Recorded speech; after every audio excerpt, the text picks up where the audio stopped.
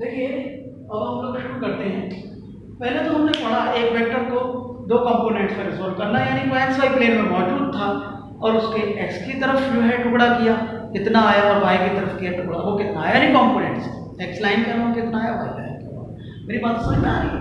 इस तरीके से, या सॉरी ये हमने नहीं पढ़ा है, एक्स यही लेते हैं टॉपिक, ठीक है ठीक है, इस तरीके से करते हैं। देखो 3D में भी रिजोल्व करना सीखेंगे, इसमें 3D में भी रिजोल्व करेंगे, पहले 2D में करेंगे। बात समझ में आ रही है? मतलब 2D में रिजोल्व करेंगे।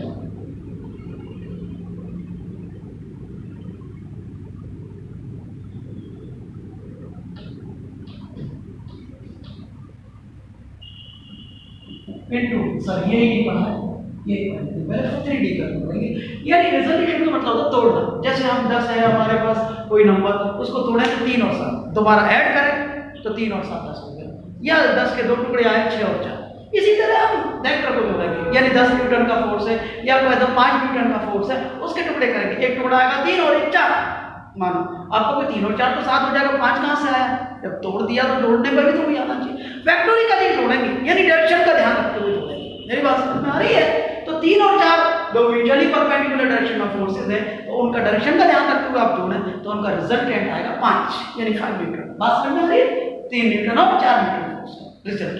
बात समझ में आ रही है? उल्टा बोले तो 5 न्यूटन को तोड़े तो उसके टुकड़े आएंगे 3 न्यूटन और 4 न्यूटन म्यूचुअली परपेंडिकुलर। ऐसे बोल के हम समझ सकते हैं। तो इसी चीज को रिजोल्यूशन में तोड़ना, इसको ऐसे भी बोल सकते हो 2D को 2 डायमेंशन, तो ये बोलेंगे 2 डायमेंशन, ठीक है। या बोलेंगे रिजोल्यूशन, ऐसे भी बोलेंगे इस चीज को resolution of a vector when it is in plane. Vector कहां पर मौजूद है? प्लेन में। तब कैसे बोलेंगे? दोबारा यहां हमारे पास एक वेक्टर है ए वेक्टर, और उसका एरो बना दिया हमने इस तरह। अब इसको तोड़ना है, किस तरह तोड़ना है? दो म्यूचुअली परपेंडिकुलर लाइन के नाम, अब वो लाइनों में एक का नाम x दे दो तो एक y हो गया, एक x लाइन दूसरी y लाइन, एक x एक्सिस दूसरा y एक्सिस, ऐसे बोल सकते हैं। अगर आप दो म्यूचुअली परपेंडिकुलर लाइन के नाम दे देंगे, y एक का z, तो इस तरह, तो ये कहलाएगा yz प्लेन, इस तरह कहलाएगा। x y में थोड़ा तो ये कहलाएगा xy प्लेन। तो कैसे करना है? सबसे पहली चीज, सबसे पहले तो एक्सिस बनाने, किस तरह आपने x लिया, किस तरह आपने y लिया। ये x लिया आपने तो ये नेगेटिव x लिया, ये y लिया आपने पॉजिटिव तो ये नेगेटिव y हो गया। मेरी बात समझ में आ रही है? ठीक, सही। इस एरो को ऐसे पुट करना है कि इसका टेल यहां इंटरसेक्शन पर है दोनों लाइन के, x लाइन और y लाइन, जो कैसी लाइन है? दोनों म्यूचुअली परपेंडिकुलर। यहां पाएंगे बनाना या बीच से बचने के लिए, ठीक है। या उल्टा बोले इस पूरे सिस्टम को ऐसे उठा के लाएं, इस इंटरसेक्शन की जगह यहां इस टेल पर रखें, इस पूरा उठा यहां इंटरसेक्शन को रखें टेल पर, और पूरा यहां आ जाएगा इस तरह, यहां पे यहां, या इसको उठा के यहां ऐसे करेंगे। बोलने के तरीके समझ में आ रही है? अब मैं ले आया इसको उठा कर, तो इस तरीके से ठीक, इस तरीके से लाया, ठीक है।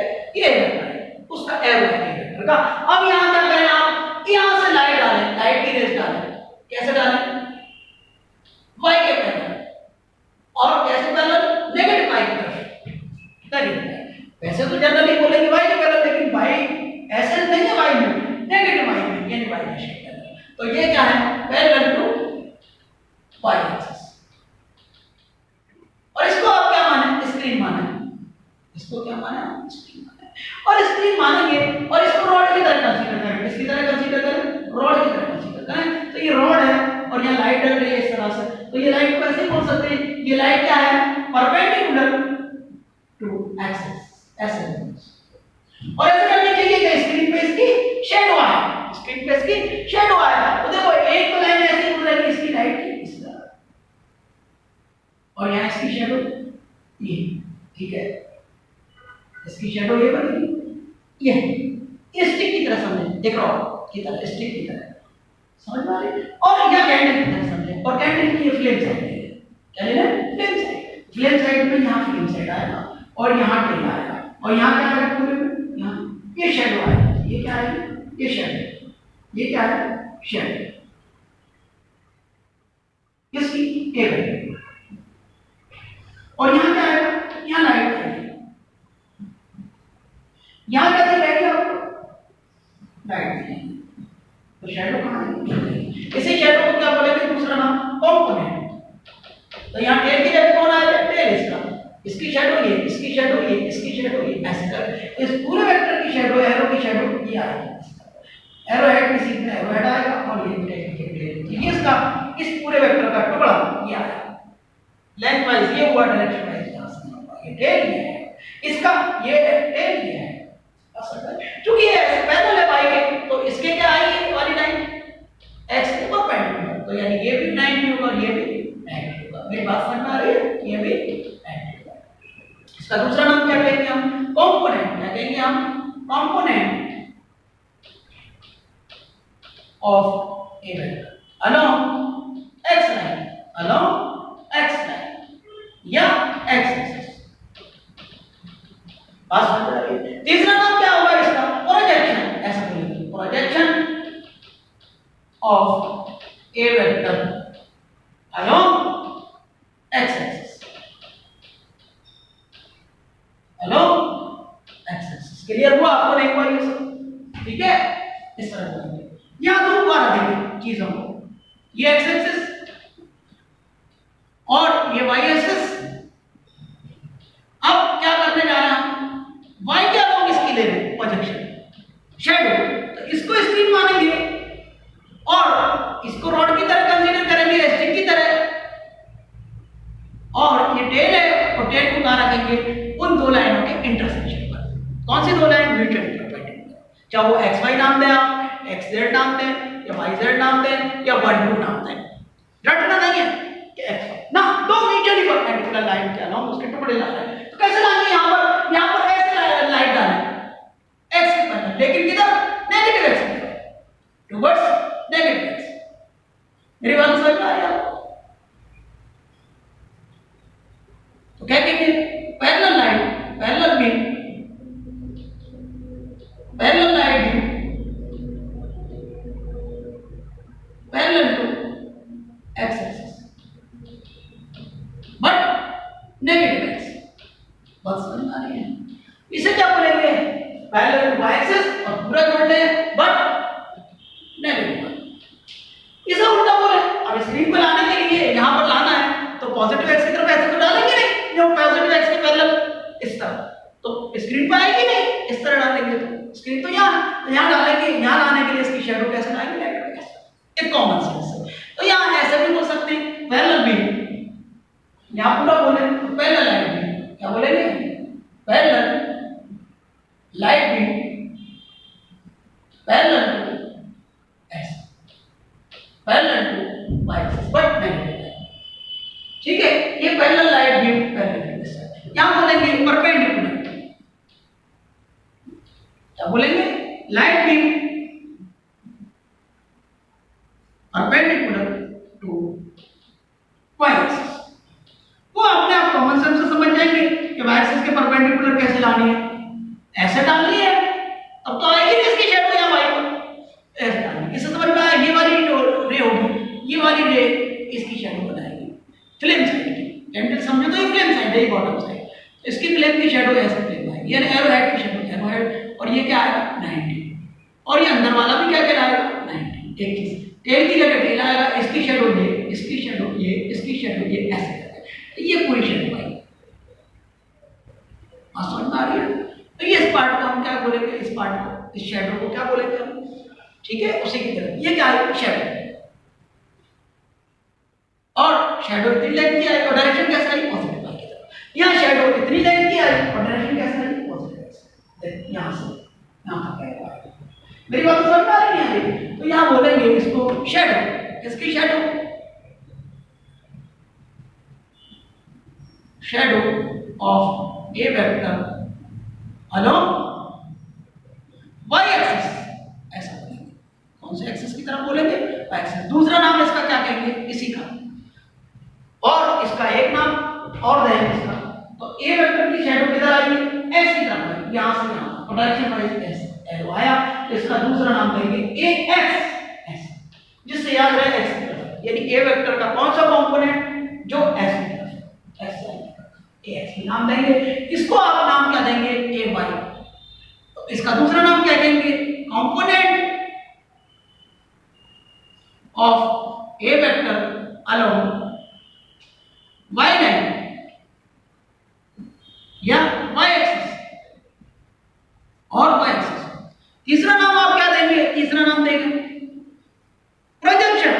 क्या कहेंगे? Projection of a vector along y axis. क्या कहेंगे? अलोंग y एक्सिस या ऐसे बोलेंगे y लाइन। बात समझ में आ रही है? यहां तक क्लियर हुआ? यानी y इशारा कर रहा है a माने ए वेक्टर का है, ये कंपोनेंट या टुकड़ा y लाइन के अलोंग है। इसको बोलेंगे ये टुकड़ा किसका है? ये टुकड़ा ए वेक्टर का है यहां से और x लाइन का है, ऐसे बोलेंगे। बात समझ में आई बोलने की तरीका? ठीक है, इसको ऐसे बढ़ा लेंगे और ऐसे दिखाएंगे यहां तक है टुकड़ा। इसको सही से और बनाए ऐसे बनाएंगे। ठीक बात बोलना, ठीक इस तरीके से करेंगे। यहां तक क्लियर हुआ आप लोगों को? इसको स्क्रीन लेंगे जैसे पैरेलल लाइन भी डालेंगे। इतना समझ में आया आपको? इतना जब समझ में आ गया तो थोड़ा सा चीजों को आगे लेकर चलिए। क्या करना चाहिए? अब मैथमेटिकल पार्ट की तरफ बढ़ेंगे तो समझने का तरीका। ठीक, अब बताइए हम लोग क्या करने जा रहे हैं चीजों को। तो आइए सब हटा दें और आगे चलें चीजों को लेकर।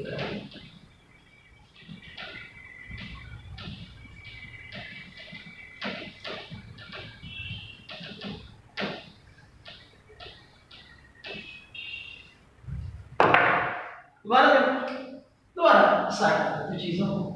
मैथमेटिकल एनालिसिस की तरफ बढ़ रहे हैं। इसकी तरफ बढ़ रहे हैं मैथमेटिकल एनालिसिस,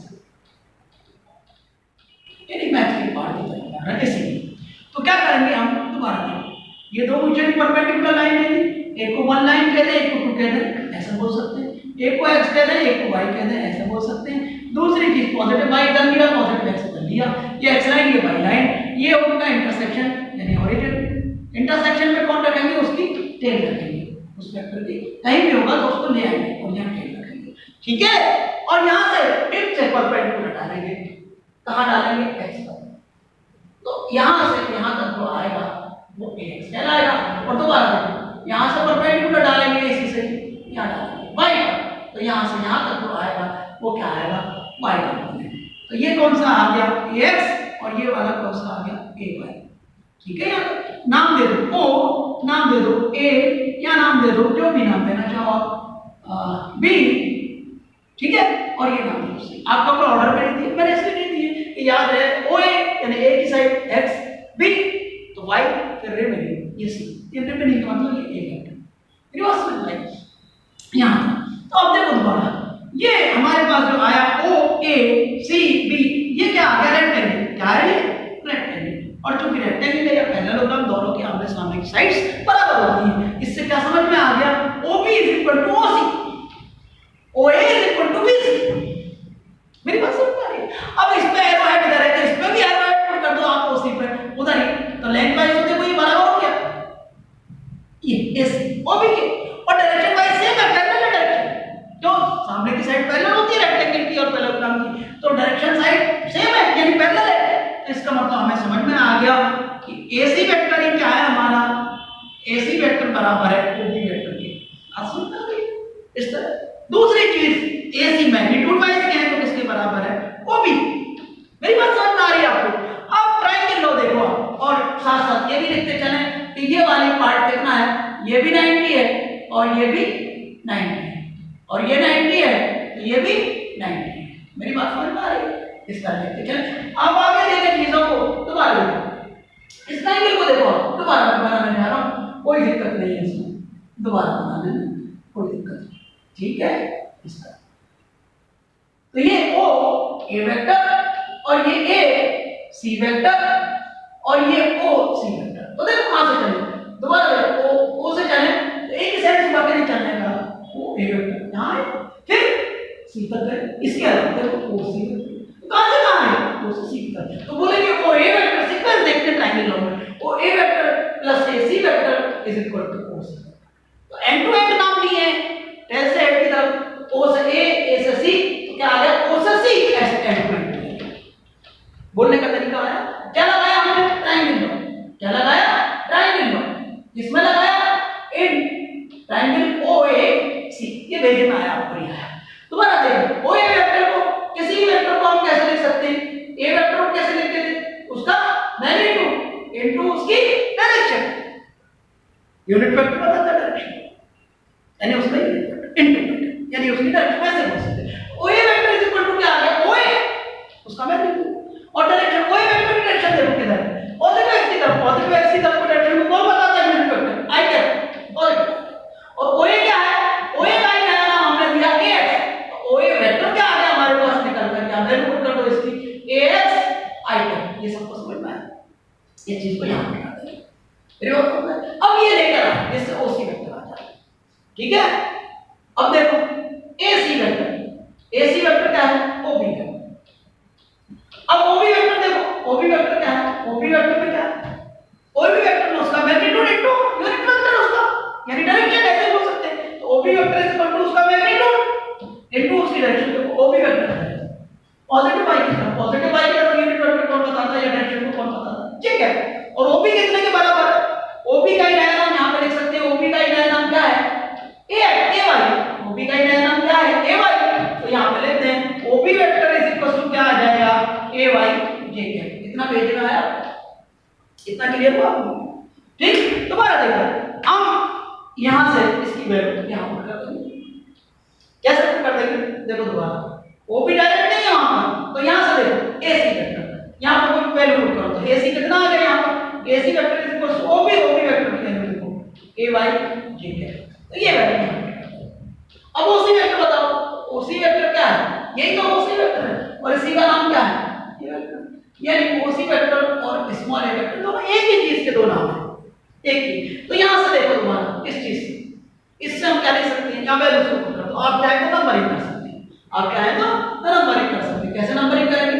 1 नंबर, 2 नंबर और 3 नंबर। तो क्या कह सकते हैं आप? 1 2 एंड 3 इंप्लाइज दैट क्या लिखेंगे आप? ओ ए वेक्टर की वैल्यू पुट करोगे ए एक्स आई यहां, एसी वेक्टर की पुट करो ए वाई जे, और उसी वेक्टर की पुट करो, उसी का नाम क्या है? इसका मतलब, इसको बॉक्स में मतलब याद रखना, ए वेक्टर के दो हिस्से आए, ये इशारा कर रहा है एक्स की डायरेक्शन का, ये इशारा कर रहा है वाई की डायरेक्शन का। तो एक्स की डायरेक्शन में कितना हिस्सा आया ए वेक्टर का? ए एक्स। ए वेक्टर का वाई की तरफ कितना हिस्सा आया? ए वाई। बोलने का तरीका समझ में आया? तो देखो दोबारा डायग्राम में देखो, ए वेक्टर का ये ए एक्स किधर हिस्सा आया? एक्स की तरफ। ए वाई किधर आया? डायरेक्शन इसकी इधर है, ए वाई की किधर आया? वाई की तरफ। ये एक्स की डायरेक्शन इधर है, ये किधर आया? एक्स। यानी दो हिस्से आए। अब आगे चलें, रिलेशन लाने की कोशिश करें, दोनों में क्या रिलेशन? दोबारा देखो, आप ट्रायंगल लो ओ ए सी। ओ ए सी में ये एंगल कितना है? ओ ए सी 90 डिग्री, यानी राइट एंगल। राइट एंगल का मतलब ये वाला राइट एंगल, ठीक है? इस तरह, ठीक है? मैं दोबारा बता देता हूं, यहां पे दिक्कत नहीं है। ओ ए सी। अब देखो ओ ए कितना है? यहां से देखो ओ ए कितना आ गया? ये उसी का नाम ओ ए का क्या है? ए एक्स। एसी कितना है? दोबारा देखो, एसी ओ बी है, ओ बी ए वाई है, तो ये क्या हो गया? और ये कितना है? ये वेक्टर का नाम है स्मॉल ए वेक्टर, तो इसकी लेंथ कितनी हो जाएगी? ए, यानी कि ए। यहां तक क्लियर हो? ये 90, ये 90, यहां तक क्लियर हुआ? तो मैं क्या नोटेशन लगा सकता हूं? पाइथागोरस लगा सकता हूं। क्या लगा सकता हूं? पाइथागोरस। इस टाइम में इसी, ठीक है? क्या लिखूंगा मैं? O A square plus A C square is equal to O C square. ये समझ में आया आपको? पहले उसको पुट कर दो। ओ ए की वैल्यू क्या है? ए एक्स। ए सी की वैल्यू क्या है? ए वाई। और ओ सी की वैल्यू क्या है? ए। तो मेरे पास ऐसे भी आ गया, इसको बॉक्स में बंद कर दो, या ऐसे भी बंद कर दो। रूट ओवर ए एक्स स्क्वायर प्लस ए वाई स्क्वायर। रीड कैसे करेंगे इसको, या समझेंगे कैसे? समझने का तरीका देखो, ए वेक्टर का मैग्नीट्यूड बराबर होगा रूट ओवर ए वेक्टर के x कंपोनेंट का स्क्वायर प्लस ए वेक्टर के y कंपोनेंट का स्क्वायर, रूट ओवर। यहां तक क्लियर हुआ?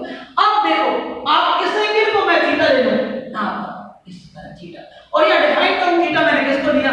थीटा एंगल है किसके साथ में? Angle of a vector with x axis, यानी कुछ भी नहीं काटा तो पॉजिटिव एक्स के साथ। तो दोबारा देखो, पॉजिटिव एक्स की टेल माना उसका एंड पॉइंट, ये हेड है उसका इस तरह रहनी चाहिए और ये ए वेक्टर इस तरह रहना चाहिए। दोबारा देखो दोनों की टेल एक जगह है। कोई भी रे बनाया हमने 6 7 और रे बनाई। रे वो होती है लाइन, वो होती है जिसकी लाइन लेंथ इनफाइनाइट होती है, इधर भी बढ़ रही है इधर भी बढ़ रही है। रे वो होती है जिसकी एक पॉइंट तो इनफाइनाइट की तरफ जा रहा है, दूसरा इनफाइनाइट नहीं है, फिक्स। ये रे है, ये लाइन। अब देखो दोबारा देखो, ये एंगल कितना माना हमने 30, सॉरी थीटा। दोबारा वहां से देखो, यहाँ क्या कर सकते हैं हम, दोबारा देखो ये ट्रायंगल हम कंसीडर कर लें, ये ट्रायंगल हम कंसीडर कर लें। दोबारा देखो थीटा ओ ए सी, और ये ए है लेंथ से मतलब क्या, मैं एरो से मतलब नहीं। तो हमारे पास ये वाली चीज क्या आ गई, ओए कोई एक्स का, और ओ एक्स कितना आ गया, किसके टर्म में ला रहा है हम एक्स को, ए की और थीटा की। तो यहाँ सबसे पहले ये 90 के सामने क्या बताओ, हाइपोटेन्यूस मैंने समझा रखा था, एंगल के सामने परपेंडिकुलर, रिमेनिंग बेस, ये सीक्वेंस रखनी है आपको जो मैंने समझाई। अब एक बार cos ले लो, तो cos थीटा क्या आ गया, कौन सा ट्रायंगल में लिया हमने, मैं ट्रायंगल में लिख देता हूं, एंड ट्रायंगल ये, एंड ट्रायंगल ओ ए सी, क्या ले लिया हमने, cos थीटा लिया। cos थीटा क्या है, राइट एंगल ट्रायंगल है, वो लिख दिया यहां पर, बार-बार लिखने की जरूरत है। तो क्या आया हमारे पास, base upon hypotenuse, base upon hypotenuse. मेरी बात समझ में आ रही है नहीं? तो cos थीटा क्या आ गया, बेस क्या आ गया, बेस ओए, हाइपोटेन्यूस क्या है, ओसी। मेरी बात इतनी समझ में आई आप लोगों को, नहीं आई? ठीक, अब आगे चलें चीजों को लेकर, तो देखें हम जरा क्या करने जा रहे हैं। दोबारा मैथमेटिकल एनालिसिस में थोड़ा आगे चलें, तो देखो दोबारा यहां पर हम इसको लिख सकते हैं cos थीटा को। cos थीटा कितना आ गया, ओए की वैल्यू रखें, ओए क्या है x, ओएसी क्या है a, यानी यहां लिख देंगे ओए क्या है x और ओसी क्या है a। ये हमने काम में लिया है, इसको यहां से लिख दें। तो यहां पर फाइनल मेरे पास क्या आ गया, ax a cos थीटा, इसको 1 कर लेना है, यानी ये भी आ गया। चाहे तो हम जहां नंबर इन करते हैं, आप चाहे तो यहां से नंबर इन करते हैं। इस केस में क्या लिखा था आपने, 1 ये 2 ये 3, तो इसको क्या कर दें 4, इसको क्या कर दें 5, इसको क्या कर दें 6, नंबर इन करते हैं। ठीक है, अब इसी ट्रायंगल में इन ट्रायंगल ओएसी एक बार क्या लेना है, साइन, तो ले ले साइन, इसके टर्म में लाना हमें, तो ये रहा बेस, इसके टर्म में हम ये लाए परपेंडिकुलर। तो यहां पे क्या आ रहा है, साइन की वैल्यू परपेंडिकुलर अपॉन हाइपोटेन्यूस। तो परपेंडिकुलर कौन आ गया, एसी, हाइपोटेन्यूस क्या है ओसी, बात समझ में आ रही है। और एसी क्या है, AC is equal to OB is equal to, एक बार याद करो आप पहले क्या लिखा था। तो यहां पे क्या आ गया मेरे पास, sin थीटा की वैल्यू क्या आ गई, sin theta is equal to AY upon A। क्यों, क्योंकि OC कितना था A, ये हमने यूज किया, इसको ऐसे करते हैं। चलो यहां पर AY क्या आया फाइनली मेरे पास निकल कर, AY is equal to A sin theta. आप यहीं से नोट्स बनाते हैं ना, पहले तो कॉपी में था, तो कॉपी में नोट्स की फोटो लेके भेजाई जाती थी। अब चूंकि यहाँ पर क्लियर है सारी चीजें, तो इसमें से आप जाके जगह वीडियो को रोक लें, लेक्चर में जहाँ भी रोकना चाहें, और उसी हिसाब से उसको कॉपी में नोट्स बना देंगे। ठीक है, इस तरह से। तो यहाँ पर इसको हम 7 नंबर नाम देते हैं। तो यहाँ पर क्या आ गया हमारे पास इक्वेशंस, देखो अलग अलग 4 है 5 हम याद रखेंगे। तो दोबारा हमारे पास क्या आया फाइनल, दोबारा हमारे पास जो आया वो देखो, हम ये वैल्यूज को जान गए। ठीक है, इस तरीके से ये आ गए रिलेशन। अब दोबारा हम क्या निकालना चाह रहे हैं, अब हम क्या करें, इस 7 को डिवाइड कर सकते हैं इससे 6 से। अब हम क्या लाना चाह रहे हैं, फाइनली कंक्लूड में बात करूंगा इतने कहानी से क्या मतलब है या क्या मकसद है। तो देखो दोबारा हमारे पास 7 पहले लिखे, तो 7 तो ये आ गए, मेरी बात समझ आ रही है, और 6 लिखे तो 6 ये आ गए। देखो है ना, 2 इक्वल की जगह क्या लगाएंगे, 1 इक्वल, मतलब 2 इक्वल तो ये इक्वल। ठीक है, तो यहाँ पर हमारे पास क्या आ गया, सही से इसको लिखने कैसे होता है, tan थीटा, और tan थीटा कितना आ गया, ay अपॉन ax। सही करके लिखें, tan थीटा कितना आ गया हमारे पास, ay अपॉन ax। ये बात समझ में आ रही है, और थीटा हमने डिफाइन कर दिया था वहां, तो इसको क्या लिखना है, यहाँ से हमारे पास क्या क्या चीजें आ गई, हम दोबारा कंक्लूड कर सकते हैं चीजें। कैसे कंक्लूड करेंगे, दोबारा मैं कंक्लूजन की तरफ आपको लेके चलता हूँ। ठीक है,